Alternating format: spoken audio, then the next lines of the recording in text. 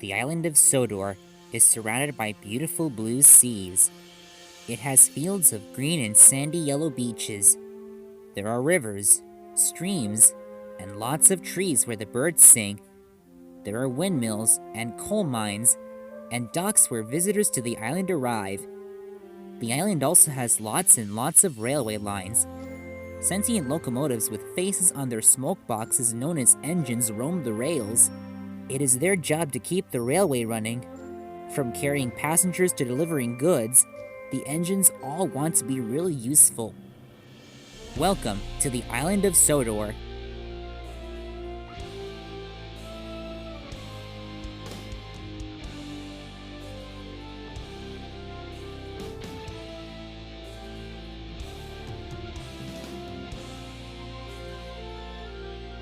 Thomas and Friends Retold. Episode 1. The Adventure Begins. Once upon a time, there was a little railway known as the Northwestern. There lived a little blue tender engine named Edward. He was number 2 and lived at Tidmouth sheds with 3 other engines. Gordon, who was blue and number 4, and Henry, who was green and number 3, were bigger than him, and James, who was black and number 5, was slightly bigger than Edward. Gordon often boasted about the fact that he was bigger than Edward.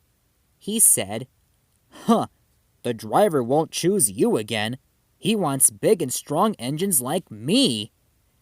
Edward hadn't been out for a long time, and he began to feel sad. Henry had empathy for him, and was upset that Gordon boasted about his beliefs. Just then, Edward's driver and fireman came along to start work. The driver looked at Edward and said, "What's the matter?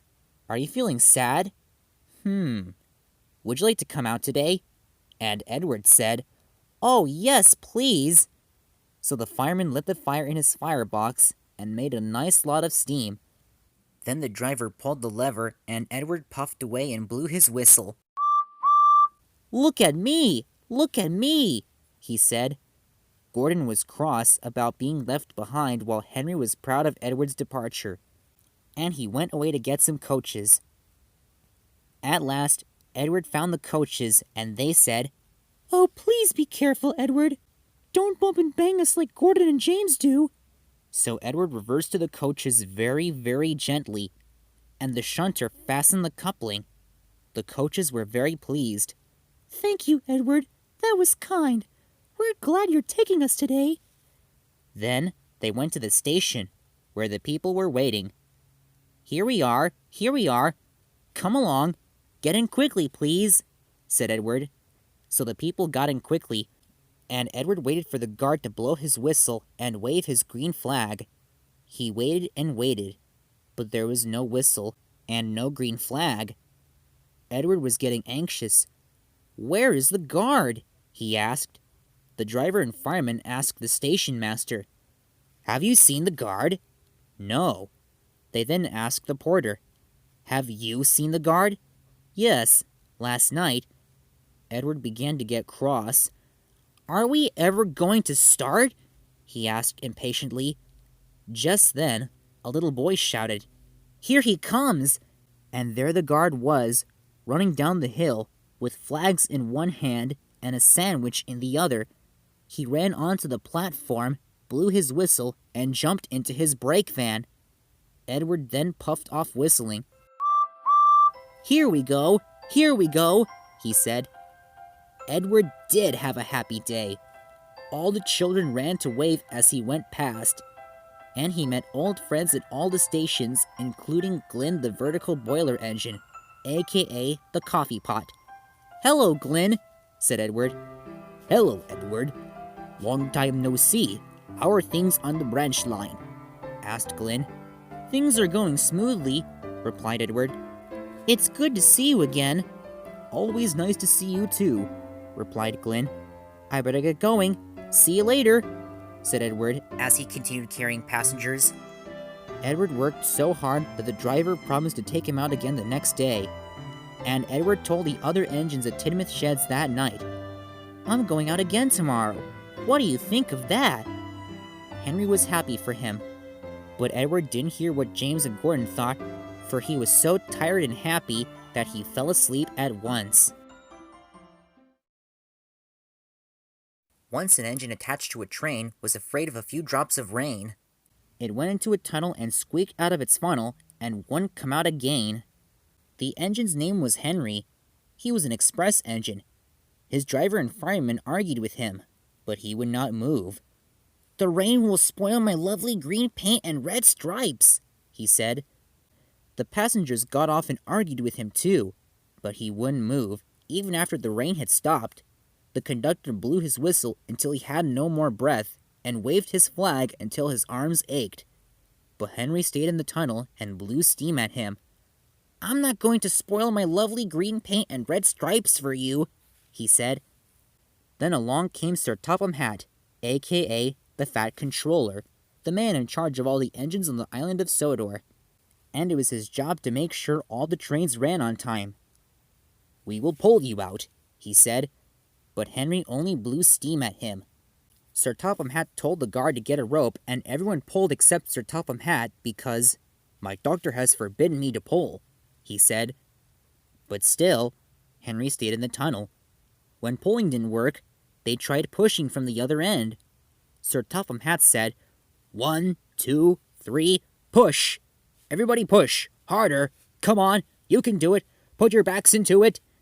And they did, but he didn't help because, "My doctor has also forbidden me to push." The passengers pushed and pushed and pushed. But still, Henry stayed in the tunnel. They even tried pushing with James. He pushed and puffed and pushed as hard as ever he could, but still, Henry stayed in the tunnel with his brakes on. Nothing had worked. The efforts had failed successfully. Even Sir Topham Hatt gave up. "Very well then," he said. "We shall take away your rails, and leave you here for always and always and always, until you're ready to come out of the tunnel." They took up the old rails and built a brick wall in front of Henry, so that other engines wouldn't bump into him. It took a while, but the wall was finished, and the workmen left him there. All Henry could do was watch the trains rushing through the other tunnel. He was sad, because no one would ever see his lovely green paint and red stripes again. As time went on, Edward, Gordon, and James would often pass by. Edward would whistle and say, "Hello!" while Gordon and James would whistle and say, "Serves you right!" Poor Henry had no steam to answer. His fire had gone out. Soot and dirt from the tunnel had spoiled his lovely green paint and red stripes anyway. But the real question, in my opinion, is, did Henry deserve such a punishment? Well, I'll let you decide on that. Gordon was an express engine who was very big, very proud, and very fast. He always pulled the big express, and he was proud of being the only engine strong enough to do so. It was full of important people, like Sir Topham Hatt, and they were seeing how fast Gordon could go. "Hurry, hurry, hurry," he said. Trickety trock, said the coaches. In a minute, Gordon would see Henry's tunnel where he stood there, bricked up and lonely. "Oh, dear, why did I worry about rain spoiling my lovely green paint and red stripes? I'd like to come out of the tunnel." But Henry didn't know how to ask. "I'm going to whistle at Henry," said Gordon. He was almost there when shh, something went burst, and there was proud Gordon going slower and slower in a cloud of steam. His driver stopped the train near Henry. "Oh, dear, what has happened to me?" asked Gordon. "I feel so weak." "You burst your safety valve," said the driver. "I'm afraid you can't pull the train anymore." "Oh, the indignity," said Gordon. "We were going so nicely, too. And look, there's Henry laughing at me." Everyone got out of the coaches to see Gordon. "Huh," said Sir Topham Hatt. "I never like these big engines, always going wrong. Send another engine at once."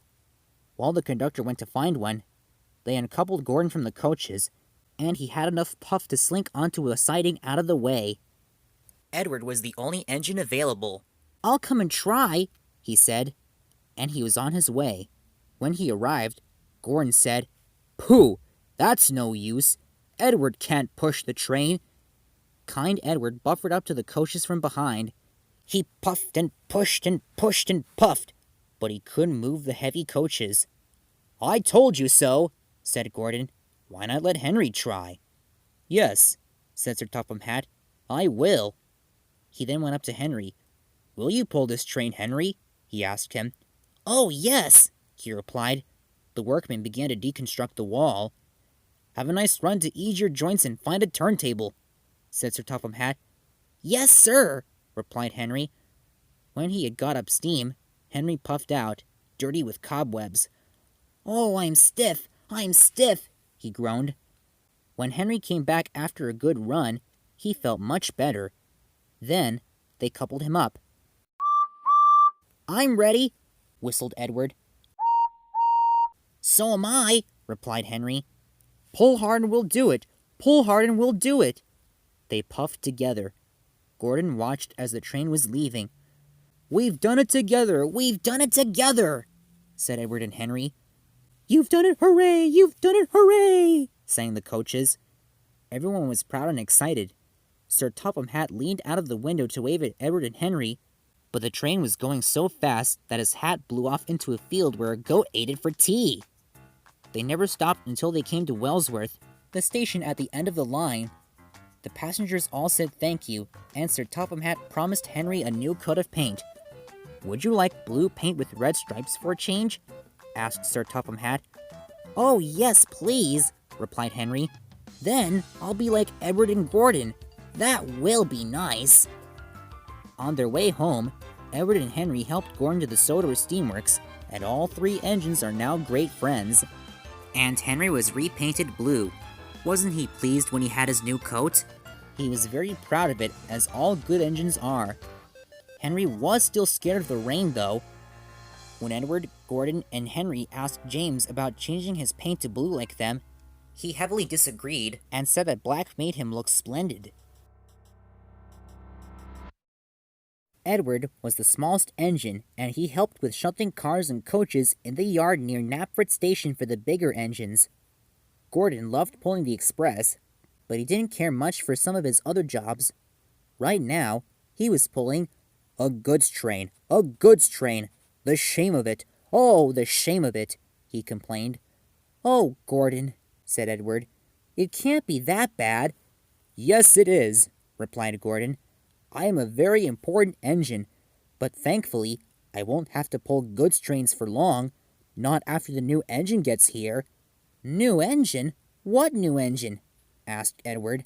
Sir Topham Hatt is getting another new engine, replied Gordon. That last one he got with the wooden brake blocks was much too small to be really useful. And that was when he showed up. But I'm not small, he said. James, said Gordon, annoyed. I might not be as big as you, Gordon, but I'm slightly bigger than Edward. And there's nothing wrong with wooden brake blocks either, he said. Unless they catch fire, of course, said Gordon. Can you move on now, please, James? You're blocking my way.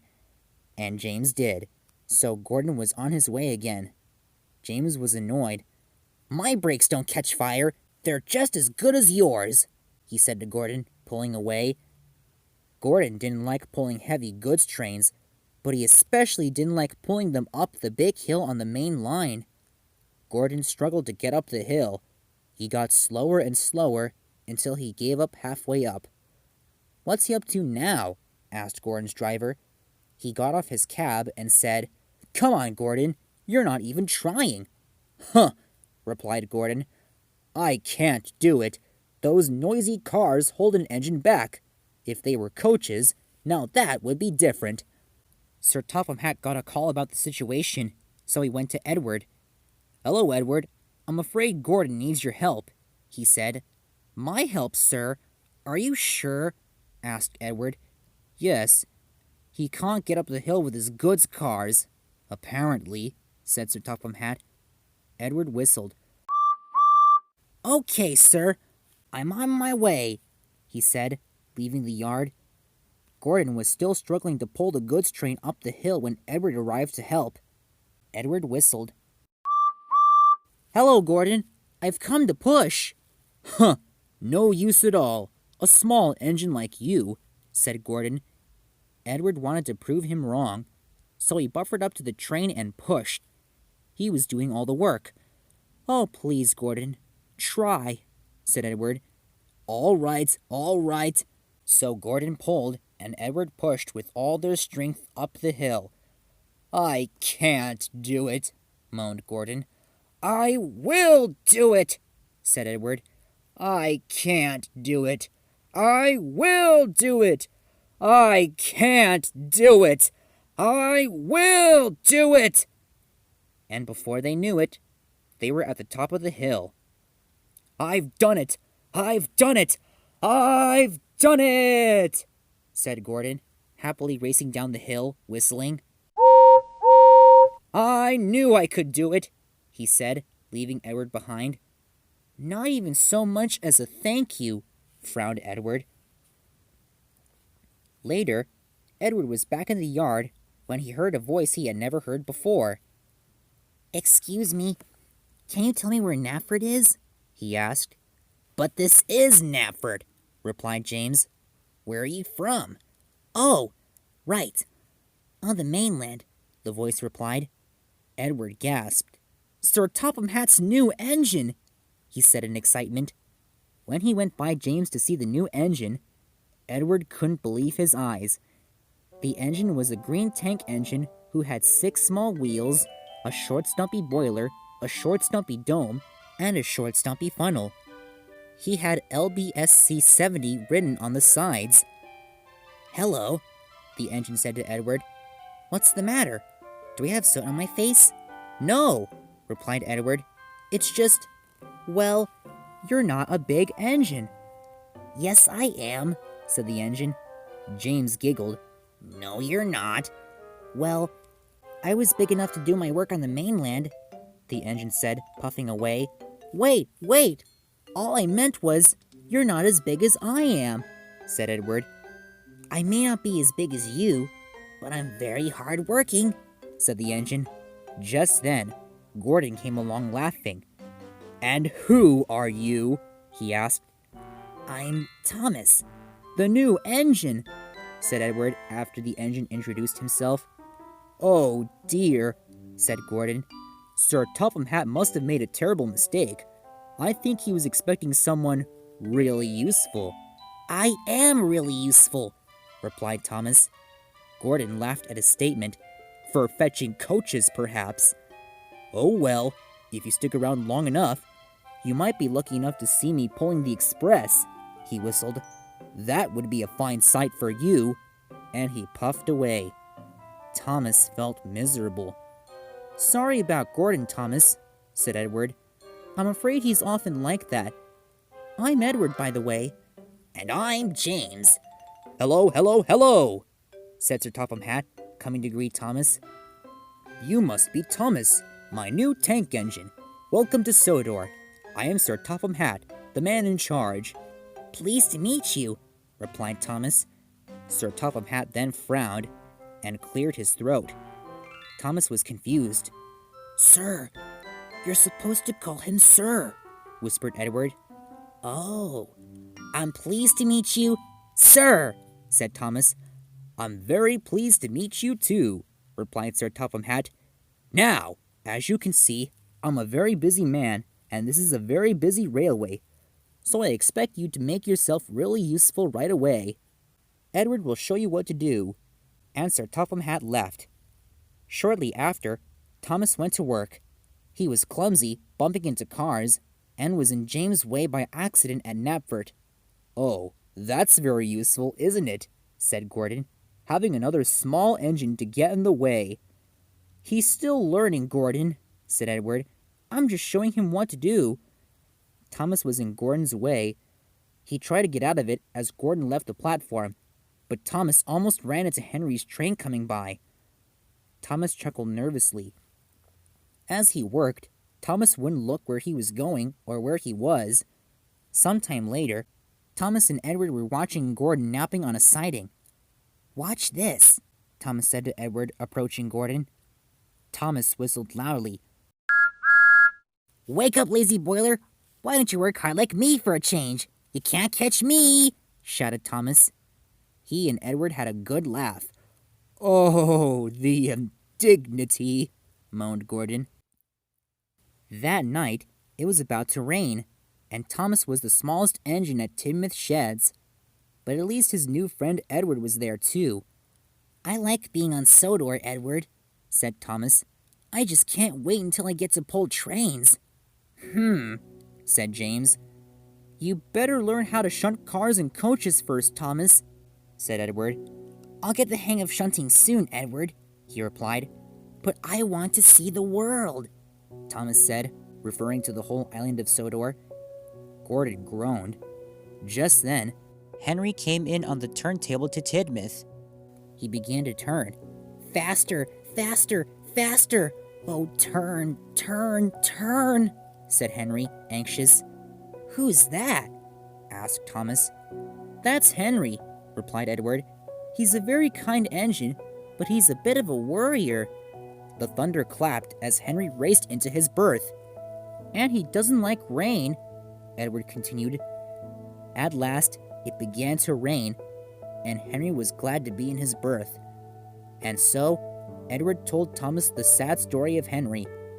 Thomas was shocked when he got to the part where Henry was walled up. But when Edward got to the part where Gordon burst his safety valve, Gordon stopped the story. All right, story time is over. Some of us have to get some sleep. Agreed, said James, and the 5 engines closed their eyes that night. The next day, Sir Topham Hatt sent Thomas to the Sodor Steamworks to be repainted in the colors he liked to see on the Northwestern Railway.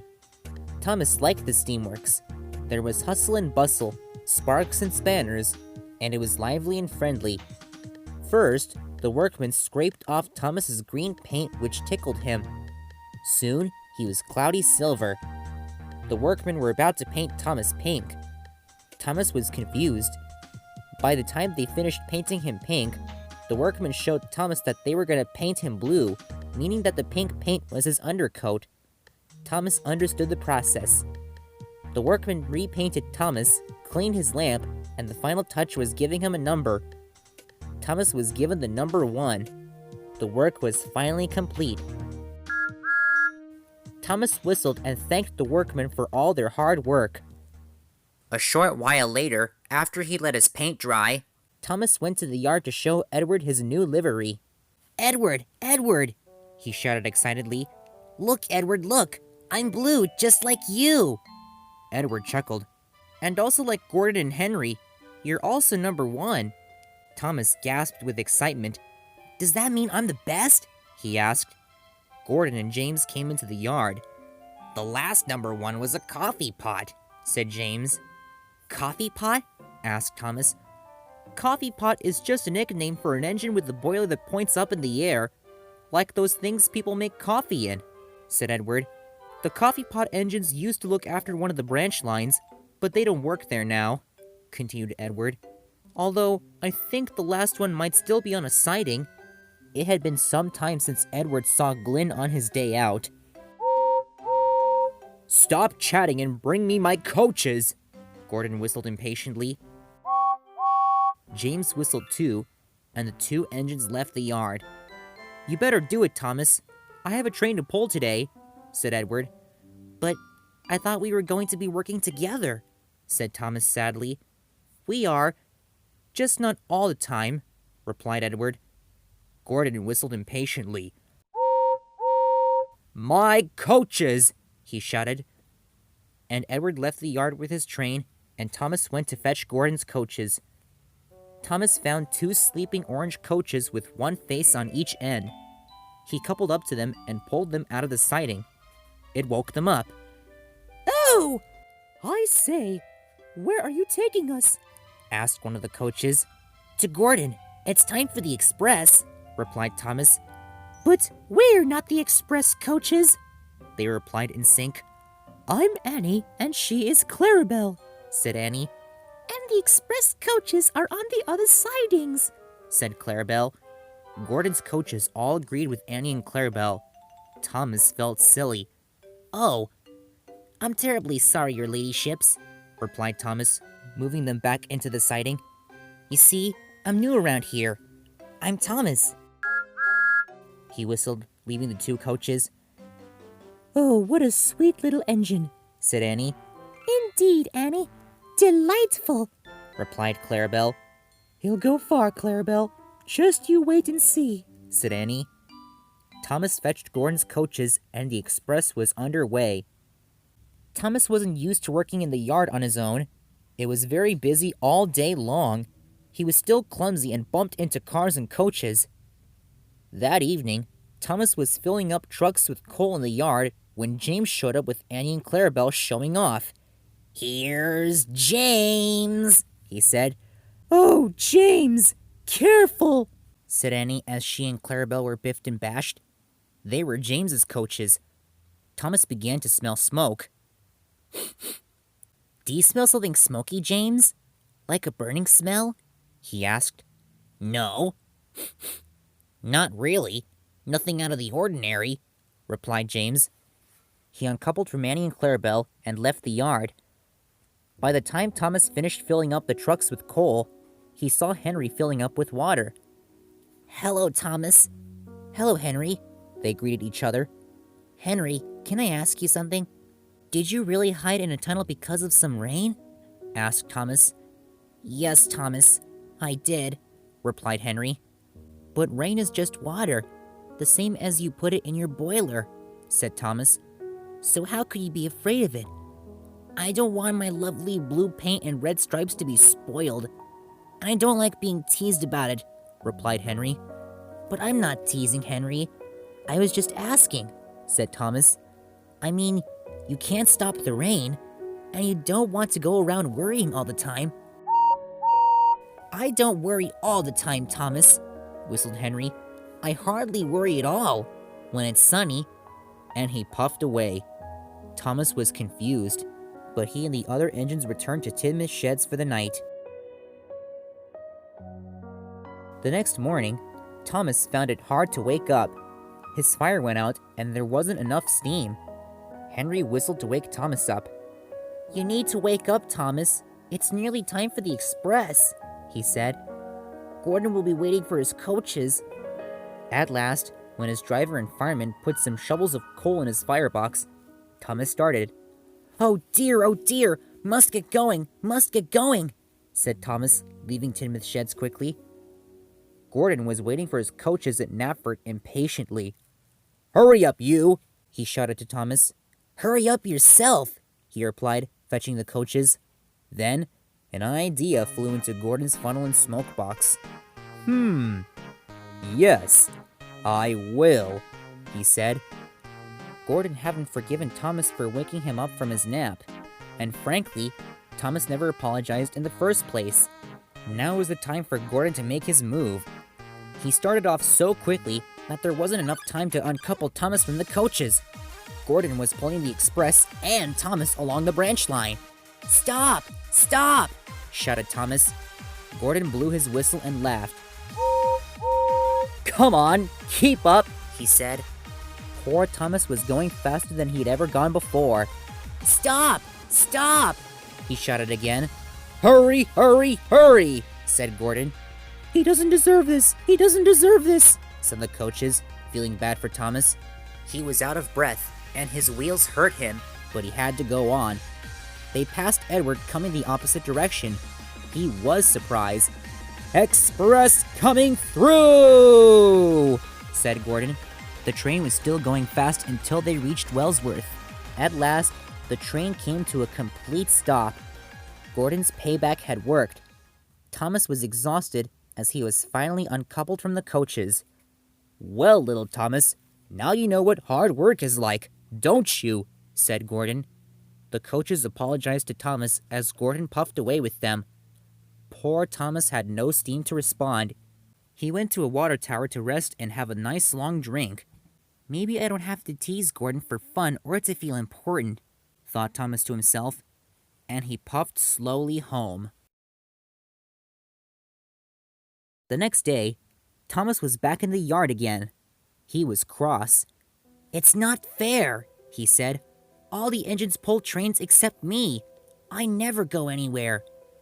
Thomas was technically incorrect in my opinion.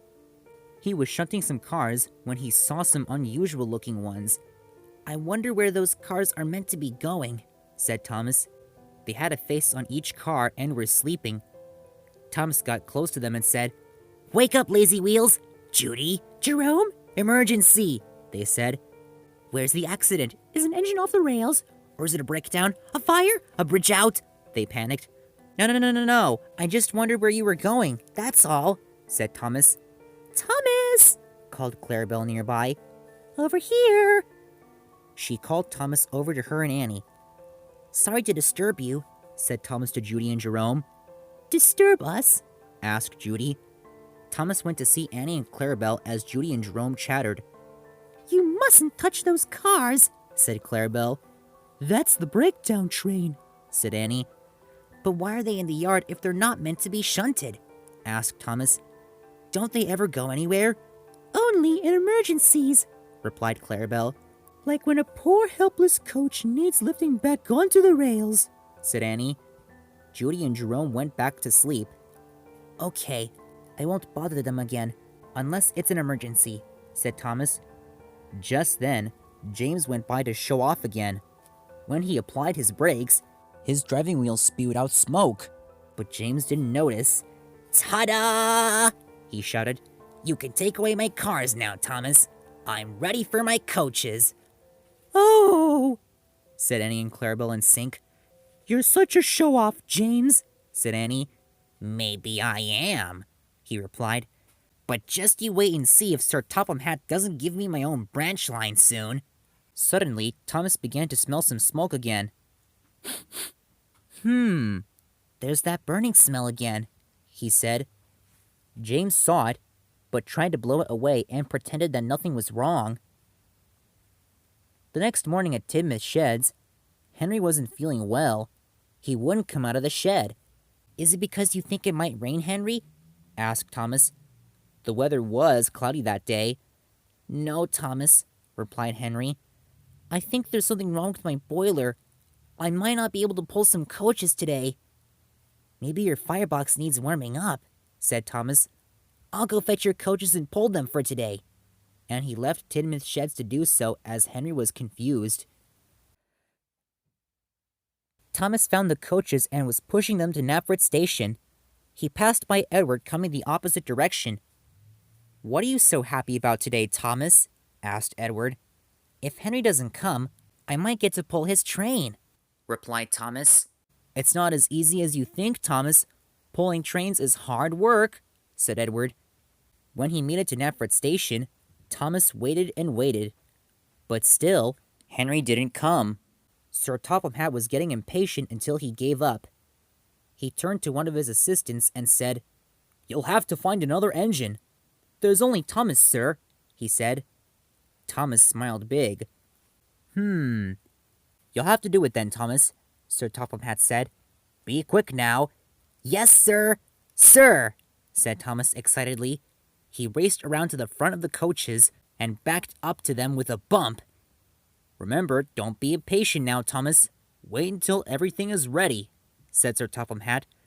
But Thomas was far too excited and not listening. On the furthest platform away from Thomas, Edward was about to pull his goods train. His guard blew the whistle and he set off. Thomas heard it and thought it was time, so he took off as well before he was coupled up to his coaches and they were left behind. Thomas, stop! Come back! Shouted Sir Topham Hatt. But even though engines and rolling stock had no ears, Thomas was out of earshot. He was having the time of his life, puffing across the main line. I'm doing it! I'm doing it! I'm pulling a train! Said Thomas happily. Just then, James came by pulling a goods train going the opposite direction. Thomas, where are you going? He asked. I thought you were working in the yard. Can't you see him pulling coaches, James? Asked Thomas happily. But James didn't answer him, and he continued to pull his train. Edward says it's hard to pull trains, but I think it's easy, said Thomas as he continued puffing along the main line. He passed a signal box when some signalmen shouted at him. They're pleased to see me, assumed Thomas. They've never seen me pull a train before. It's nice of them to wave.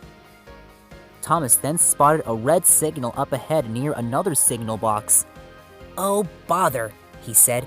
That red signal means danger. I have to stop. And he did. There was another signalman waiting for him. Hello, Thomas. What are you doing here? He asked. I'm pulling my very first passenger train. Can't you see? Said Thomas. Really? Then where are your coaches? Asked the signalman. Thomas gasped. Oh, no! He said, feeling silly. Back at Nafret Station, the passengers were all talking at once, telling Sir Topham Hatt what a bad railway it was. Please, everybody, please calm down. We will find another engine as soon as we... Thomas whistled, coming back into the station. I'm sorry, sir. I really am, said Thomas. I did say to wait until everything was ready, Thomas, replied Sir Topham Hatt. This time, Thomas waited to be coupled up and for the passengers to climb on board, which they did. He heard the guard's whistle. Ready? Asked Thomas. Yes, Thomas. Now we're ready, replied Sir Topham Hatt. And so Thomas began to pull the coaches from station to station. They were heavy, but he pressed on. That night at Tidmouth Sheds, Gordon, James, and Edward thought it was very funny when they heard the story of Thomas's train. When Edward saw Thomas feeling miserable, he stopped laughing. I'm glad you came to work on our railway, Thomas, said Gordon. You always give us something funny to laugh about. Thomas sighed. Sir Topham Hatt will never let me pull trains again, he said sadly. But I want to go places and do things. I want to see the world, Gordon and James said, finishing Thomas's sentence, and they continued to laugh. Don't be sad, Thomas, said Edward. If you really want to go out, why don't you take my goods train tomorrow? I can take over in the yard if you like. Really? Would you do that for me, Edward? Asked Thomas. Edward chuckled. Yes, Thomas, I would. Now let's get some sleep, okay? He said, and the engines closed their eyes. But Thomas opened his back up. Oh, Edward, I wish it was morning, whispered Thomas before he went to sleep for the night. The next morning, Edward was showing Thomas which cars he should be taking. Thomas could hardly contain his excitement. Is it these ones? He asked. Is it those? Which cars are they, Edward? Those cars, Thomas, replied Edward, referring to the ones with faces. But wait, I need to tell you something I know, Thomas said, interrupting him. I have to be coupled up before I go. You don't have to tell me. I've learned my lesson. But that wasn't what Edward was going to say. Those cars were known as troublesome trucks who, despite being useful, live up to their name. Thomas reversed and bumped into the trucks hard. Ow! Oi! Give it a rest! They said. Troublesome trucks can play tricks on you, Thomas, said Edward. It's not the same as in the yard. They'll push you off the rails if you're not careful. Don't be silly, whistled Thomas. You worry too much, Edward. Like Henry. Be careful, Thomas, said Edward. Thomas began to pull the troublesome trucks, but they all pulled back. Thomas had to use all his strength to get the train moving, and he was on his way. Thomas pulled Edward's train along the line. He was happy and thought it was going fine. The trucks all started to moan. They rattled and they groaned. Come along, said Thomas. Before long, Thomas reached Gordon's Hill. It was hard work, but he really had to pull. It didn't help that the trucks pulled back. Soon, Thomas reached the top, so the trucks took advantage and pushed him down the hill. On, faster, faster, they chanted, laughing. They went faster and faster. Thomas tried to apply his brakes, but nothing happened. There was a bend at the bottom of the hill, and the train was tilting to the point where some of the cargo fell out. I had to use the force to keep Thomas and his train balanced. The train was going straight again. Thomas passed Henry pulling his own train, coming back the other way. He was worried. The troublesome trucks didn't care how big the engines were. To them, it was just a game. Thomas was sent to a siding in Marin Station where he slowed the whole train to a complete stop. Sir Topham Hatt just so happened to be there. "Thomas, what are you doing here? And why did you come in so fast?" he asked. "I brought Edward's cars for him, sir, but they were pushing me," replied Thomas. "You've a lot to learn about cars, Thomas," said Sir Topham Hatt. "That's why I asked Edward to bring them, and not you. If you're not prepared to be patient or learn how to do things properly, I'll have to keep you in the shed." Thomas gasped. "No, sir. Please, sir. I want to learn. I want to be a really useful engine," said Thomas. Sir Topham Hatt walked away cross. He wasn't just cross with Thomas, he was cross with Edward, too. He told them both that they'd have to stay in the yard until Thomas could learn as much about cars as Edward. Later that day, it was cloudy to the point where it was about to rain at Knapford. Thomas and Edward felt bad there. "I'm sorry, Edward. This is all my fault," said Thomas sadly. "Never mind, Thomas," said Edward. "At least we're working together again." Thomas and Edward smiled. "Who's meant to be taking those coaches?" asked Thomas. The thunder clapped as he saw the raindrops falling outside the station, which could only mean one thing. "Henry!" whistled Thomas as he went to find him. "Thomas, where are you going now?" asked Edward. "You're meant to stay in the yard." But Thomas was already on his way. He hurried back to Tidmouth sheds to find Henry. Some workmen opened one of the berth's doors to reveal a scared Henry. "Henry, your passengers are waiting," said Thomas as he went into his berth. Henry looked up at the ceiling, worried. Then he said, "You take the train, Thomas. You like pulling trains." "No, Henry, it's your train," replied Thomas. "And besides, Edward and I have to stay in the yard." "Well, I have to stay in the shed," said Henry. "It's raining, Thomas. A lot." "But Henry," said Thomas, "don't you want to pull your train? Don't you want to hurry along the tracks like Gordon?" "No," said Henry. "It will spoil my lovely blue paint and red stripes." "It's only water, Henry," said Thomas. "Come on, just little drops of water." "That's what rain is, water." "Like what I put in my boiler?" asked Henry. "Exactly," said Thomas. "Your passengers are waiting, Henry." Thomas went out of the shed to demonstrate that it was okay. "See? Only water. It washes right off," he said. Henry chuckled, but he was still nervous. He gave it a try anyway. He then felt better and whistled. "Only water," he said. "Just water." Henry was laughing with excitement and went to pull his train. Thanks to Thomas's efforts, Henry didn't mind the rain now.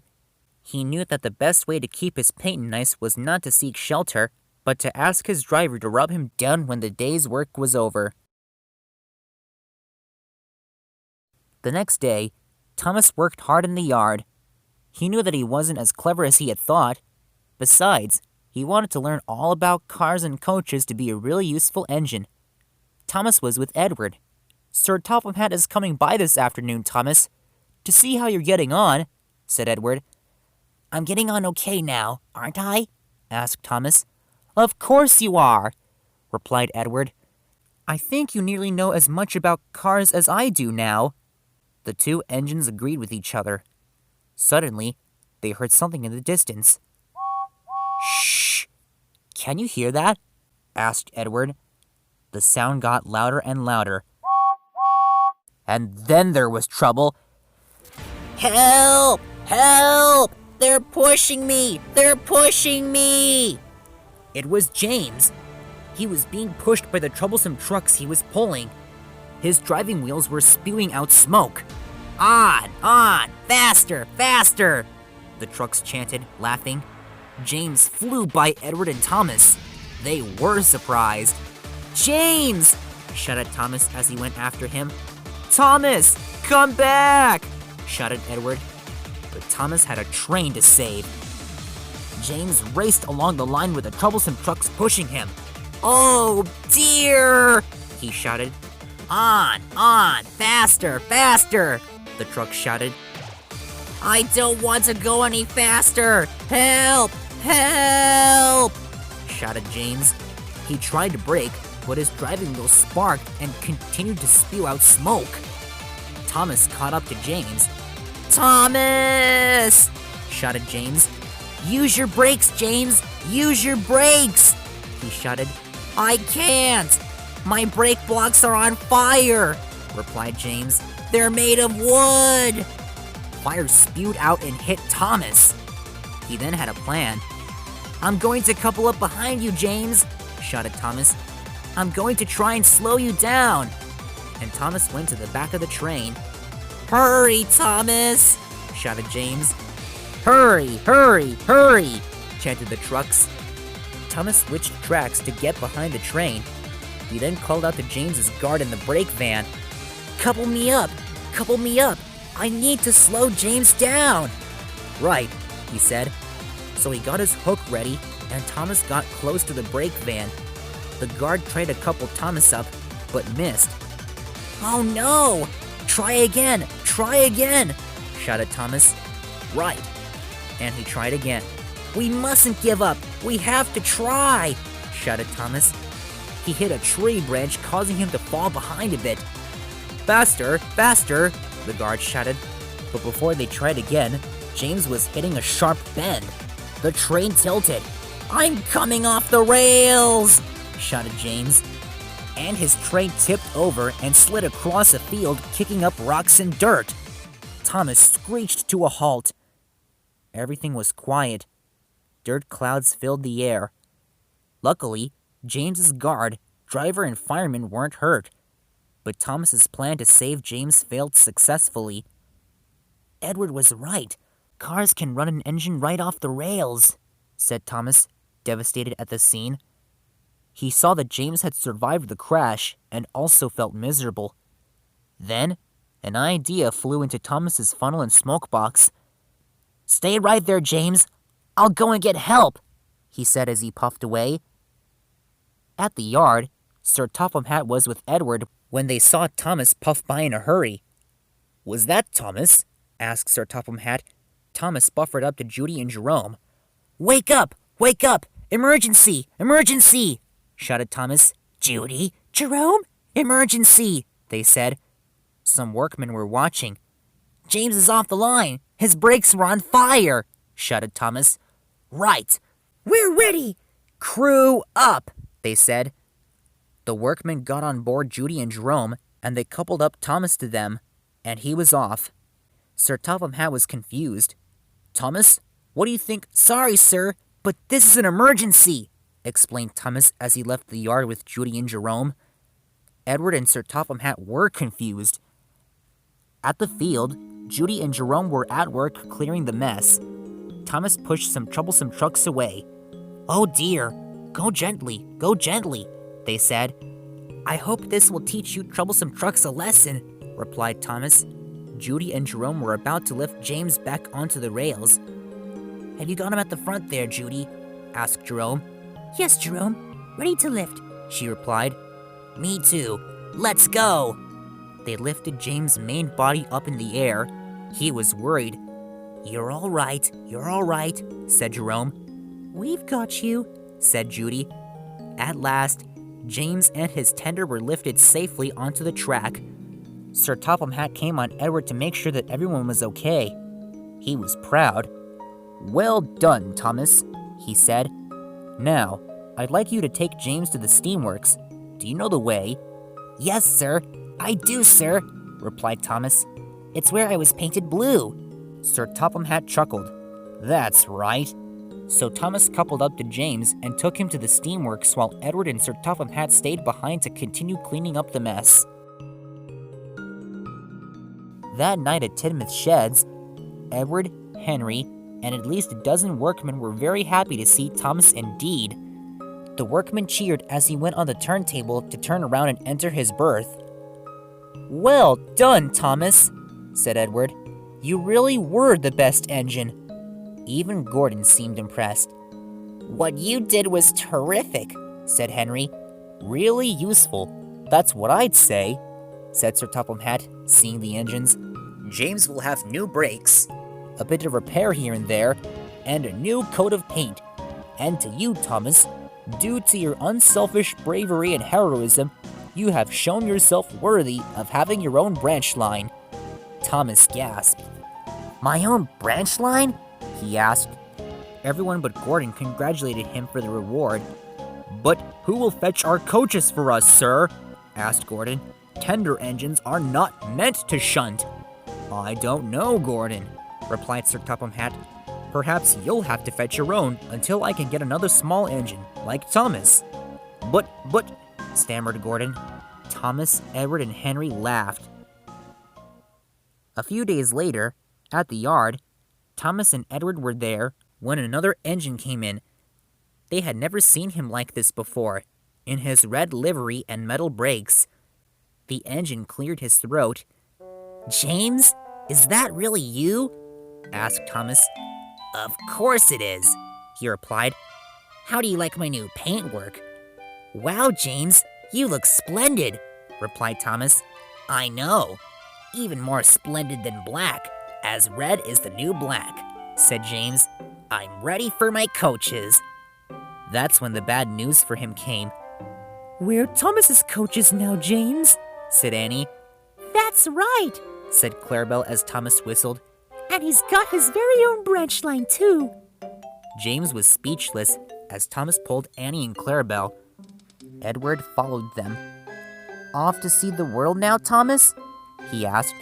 Yes, Edward, the world of Sodor, he replied as he puffed away with Annie and Clarabelle, as Edward stayed in the yard. Thomas saw Gordon napping in Nafret Station when Thomas snuck up on him and whistled loudly. Wake up, lazy boiler. Really useful engine coming through, he said as he puffed away. Oh, the indignity, moaned Gordon.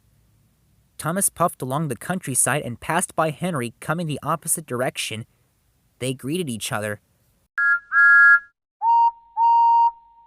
Thomas's first stop was at Farquhar, where his very first passengers were waiting excitedly to board Annie and Clarabelle. On a siding, Thomas saw a coffee pot engine covered in moss and overgrowth.